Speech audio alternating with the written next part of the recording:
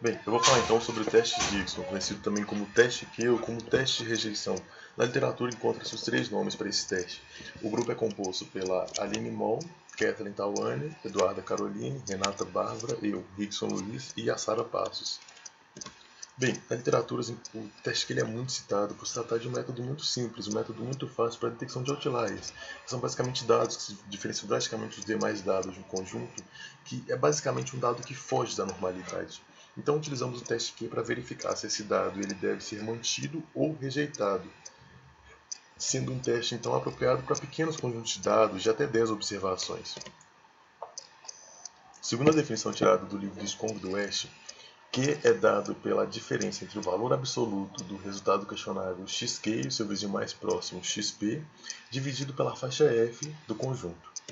Sendo assim, chegamos nessa fórmula, em que xq é o valor que estamos analisando para saber se faz ou não parte do conjunto, para saber se deve ser mantido ou rejeitado. Xp vai ser o valor mais próximo ao xq.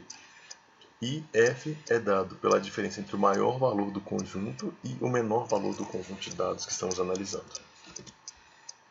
E, ao analisarmos, ao calcularmos Q, comparamos o valor de Q com o Q crítico, que é um Q tabelado, que vem uma tabela que contém três intervalos de confiança, um de 90%, um de 95% e outro de 99%,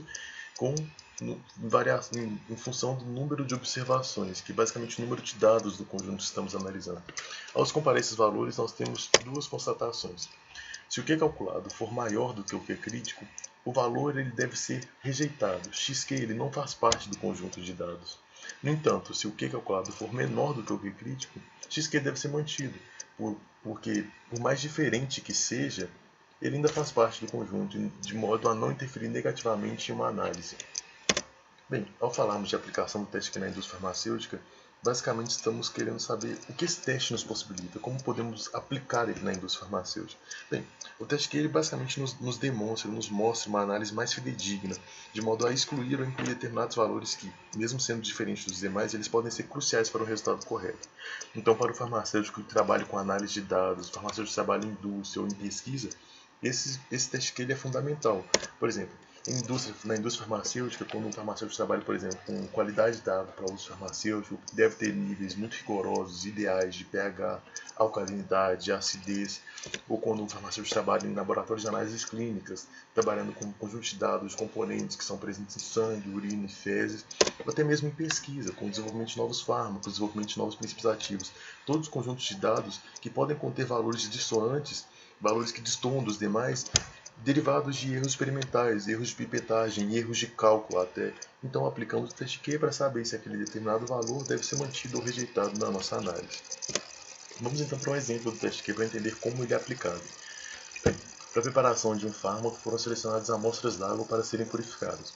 Sendo assim, foram encontrados os seguintes valores percentuais que dizem respeito à concentração de mercúrio: 5.5, 5.1, 5.2 e 4.0. Com o distanciamento existente entre o último valor e os demais, ele deve ser mantido ou rejeitado quando trabalhamos com um intervalo de confiança de 99%. Bem, vamos pegar então a fórmula e aplicar os valores. Xq é o nosso 4.0, é o valor que estamos analisando para saber se faz parte ou não desse conjunto. Xp é o valor mais próximo a ele, sendo então 5.1 o valor mais próximo de 4.0. E f é dado pela diferença entre o maior valor do conjunto, que nesse caso é o 5.5, e o menor valor do conjunto, que nesse caso é o próprio xq, que é o 4.0.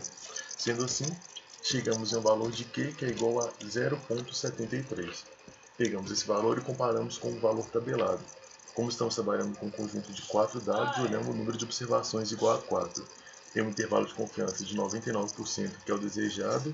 Temos que o Q crítico é igual a 0.926. Sendo então o Q calculado menor do que o Q crítico, esse valor de 4.0 pertence ao conjunto de dados, portanto, deve ser mantido. Sendo então, conseguimos ver como o teste Q ele é aplicado, como podemos comparar com os valores da tabela e constatar se aquele determinado valor é ou não pertencente ao conjunto de dados que estamos analisando. Esses foram os referenciais bibliográficos usados na preparação desse mini seminário.